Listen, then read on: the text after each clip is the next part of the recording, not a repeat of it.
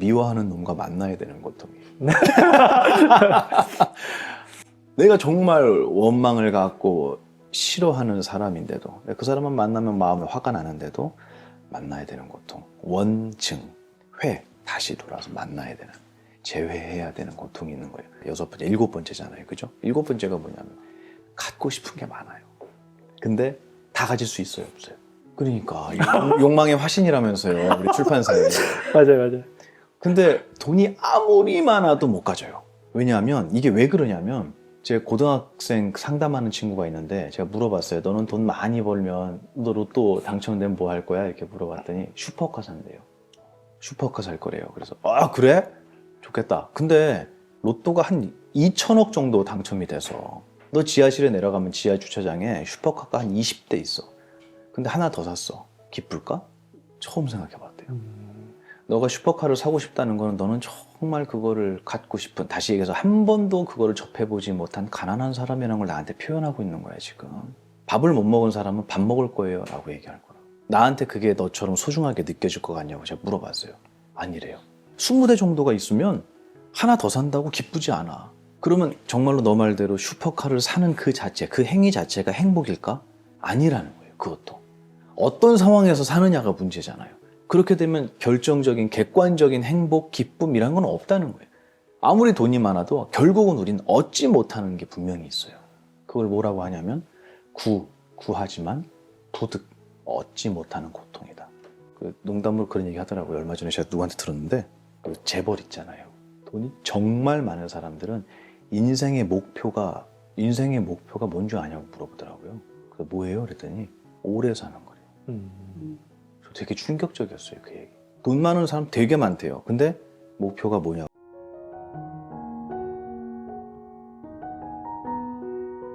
고통은 마음에서 시작됩니다. 첫 번째로 감정의 본질에 대해서 한번 여쭤보려고 합니다. 분노, 우울함 같은 감정이 밀려올 때 우리는 그 감정을 마치 내 존재의 전부인 양 여깁니다. 스님께서는 감정은 단지 우리가 마주한 것에 대한 일시적인 반응일 뿐이다 라고 말씀하셨는데요. 이 차이를 어떻게 이해해야 할지, 감정은 호수에 있는 물결일 뿐이라고, 호수 자체는 바꿀 수 없다. 우리가 일상생활에서도 보면 엘리베이터에서도 갑자기 딱 타려고 하는데 문이 닫혀. 맞아요. 그러면 막 누른 거 아닐까. 그렇죠. 그렇게 오해하기도 하고. 저는 그 얘기를 네, 요즘 들어서 되게 많이 들었어요. 오해를 한다 그러더라고요.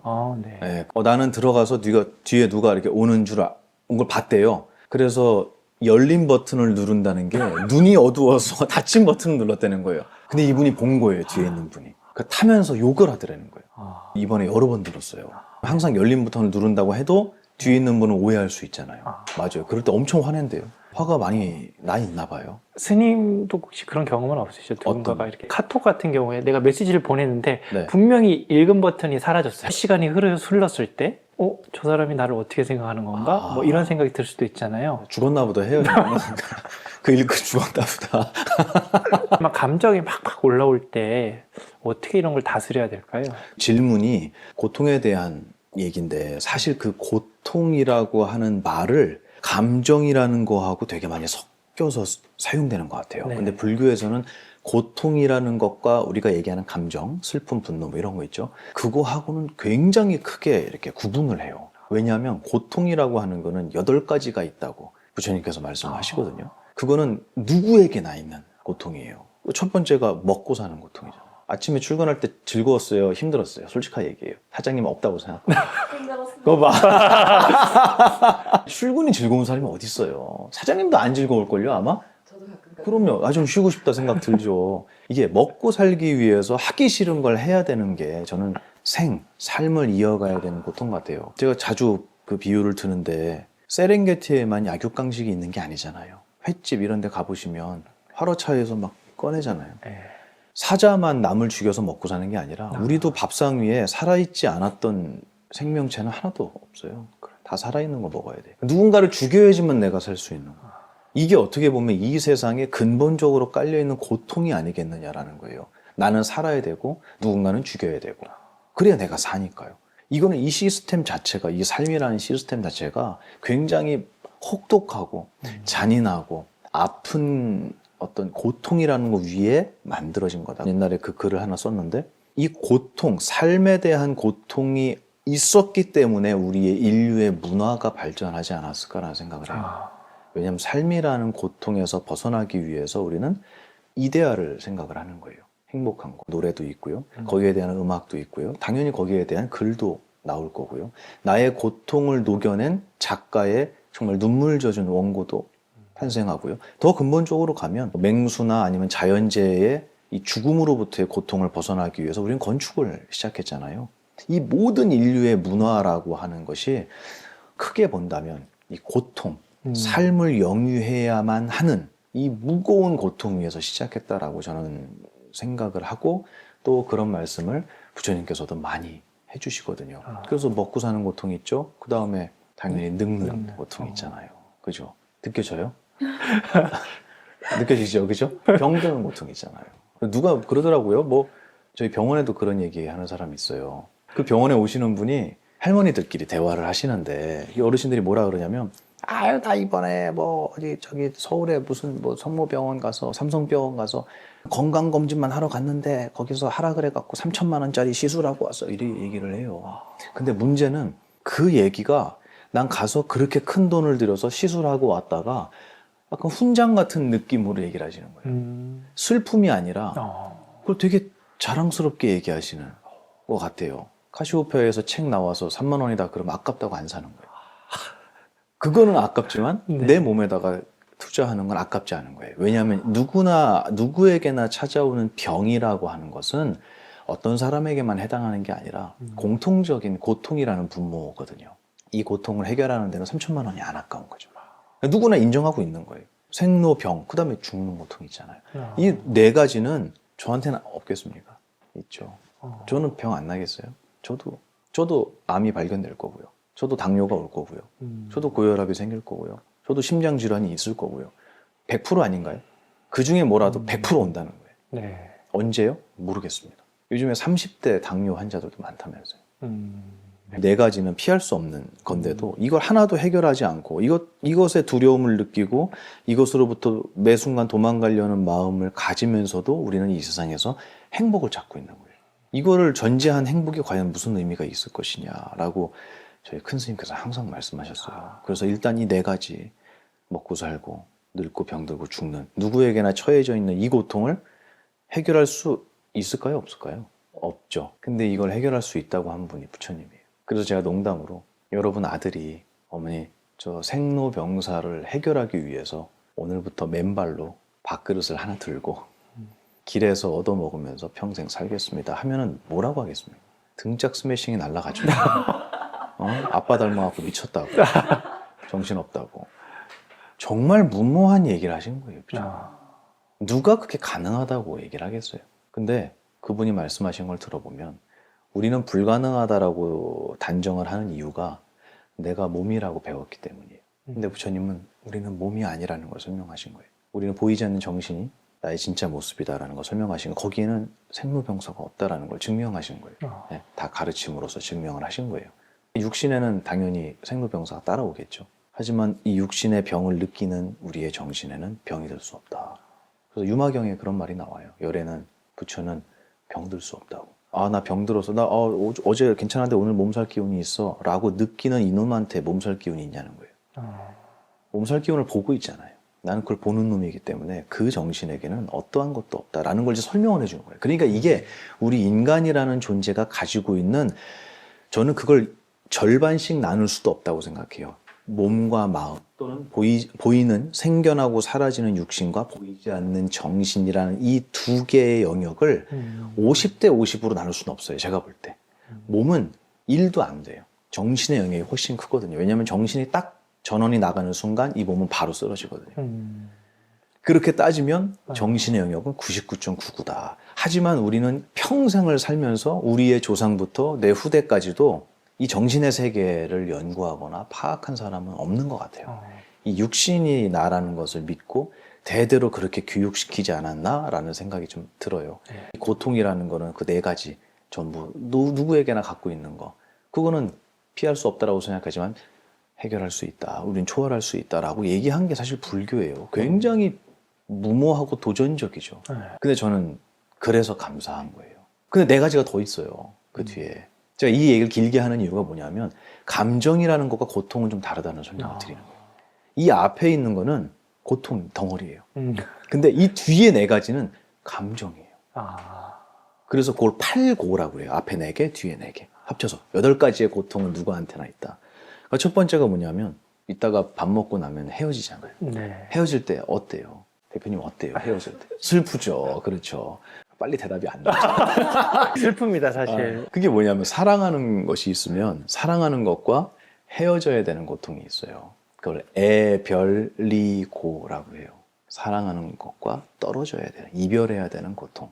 그럼 당연히 뭐가 있겠습니까? 그 다음은 아침에 올 때마다 원종회고? 느끼시잖아요. 네. 회사에. 원종회고. 그렇죠. 네. 미워하는 놈과 만나야 되는 고통이에요.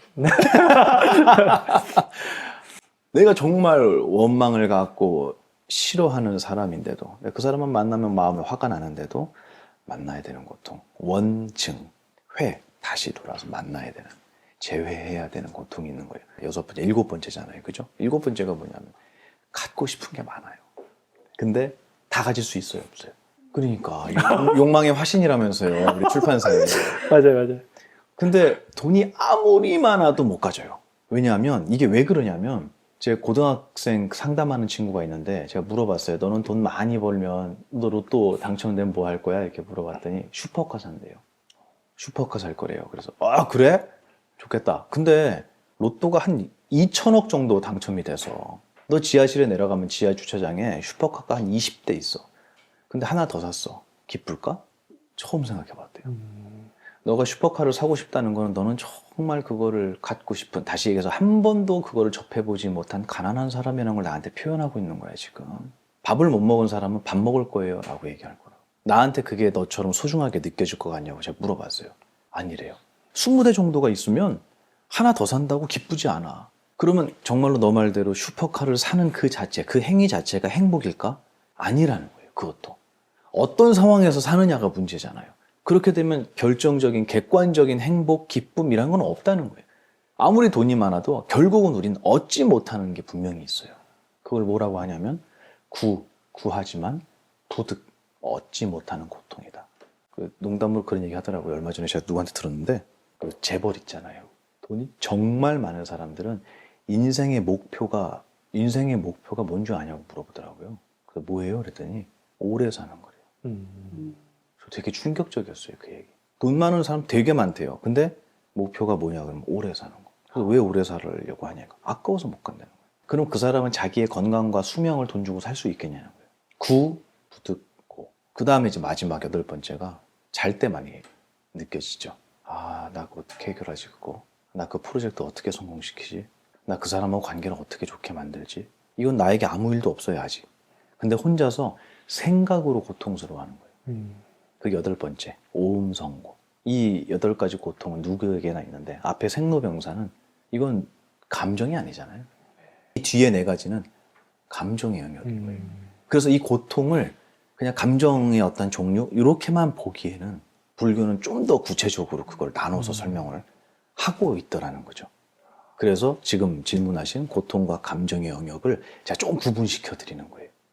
근데 여기서 질문은 고통이라기보다는 감정 쪽에 치우쳐 있는 질문 같아요. 그죠? 네. 그 얘기를 제가 좀 해드리면 저는 감정이라는 것을 출가하면서 버려야 된다고 생각했어요. 그래서 공부를 많이 하신 분은 정말 맑은 이 호수처럼, 잔잔한 호수처럼 미동이 없을 거라고 생각을 했어요. 결론을 얘기하면 그렇지 않아요. 그래서 이렇게 알고 계신 제가 아는 스님이 항상 절에서 속상한 일이 생기면 혼잣말로 그랬대요. 마음의 물동이를 고요히 해야 된다. 이렇게 얘기를 한대요. 혼자 자기한테 얘기를 한다는 거예요. 마음에 고요하게 해야 된다고. 그 얘기는 무슨 말이겠어요? 매 순간. 애를 쓴다는. 물동이가 맨날 넘친다는 거예요. 정말 감정이 없어지는 건 줄 알았어요. 그런 부분에 대해서는 뭐야, 불교를 공부하면 돌멩이가 되는 건가? 그게 행복할까? 아무 감정이 없는 게? 슬픔과 분노가 없어진다고? 그럼 기쁨은? 반가움은? 그리움은? 이것도 우리에게 갖춰져 있는 건강한 감정들이잖아요. 근데 이 감정이, 하나의 감정이 어느 방향으로 쓰이냐에 따라서 이게 너무 고통스러워지는 거예요. 내가 욕심을 낸다라고 하면 욕망의 화신처럼 욕심을 낸다 그러면 내가 가질 수 없는 거에 욕심을 내면 행복해요? 불행해요? 불행하죠. 가질 수 없는 거에 욕심을 내면 힘들잖아요. 근데 그게 아니고 가질 수 있는 거, 내가 이룰 수 있는 거에 욕심을 내면 그건 성취감이 된다고 생각해요. 그래서 제가 저번에도 말씀드렸지만 욕심을 가장 잘 쓰는 방법, 부처님한테 3가지 대답을 들었잖아요. 마지막 거, 가장 욕심을 잘 쓰는 게 생사로부터의 해탈과 모든 번뇌로부터의 초월을 위해 출가에 대한 욕심을 내는 것이 욕심을 가장 고귀하게 쓰는 거라 그랬잖아요. 네. 그럼 욕심이 나쁜 거라는 얘기냐는 거예요, 이게. 슬픔, 안타까움, 이거 되게 힘들게 하거든요, 우리를. 근데 부처님은 슬퍼하신 적이 없을까요? 분명하게 제가 느꼈던 부처님의 슬픔은 부처님께서 정말 아끼던 10대 제자 중에 2명, 사리불과 목걸련이 부처님보다 먼저 떠나요, 세상을. 그때의 부처님의 마음을 표현하신 것들을 보고 굉장히 슬퍼하신다는 걸 느꼈어요. 근데 그게 우리의 인간적인 감정은 아니겠지만 어찌됐든 부처님께서도 우리의 스승께서도 슬픔이란 감정을 쓰셨다는 얘기예요. 그럼 과연 우리하고 뭐가 다르냐는 거예요, 이게. 그래서 이 불교의 어떤 굉장히 뿌리 깊은, 저는 이거는 과감하게 오해라고 얘기를 하고 싶어요. 제가 뭐 다 알진 못하지만 그래도 저는 그거를 이거는 조금 바로 잡았으면 좋겠다, 세상에 고쳐져서 알려졌으면 좋겠다라고 하는 부분이 바로 그 감정에 대한 부분이에요.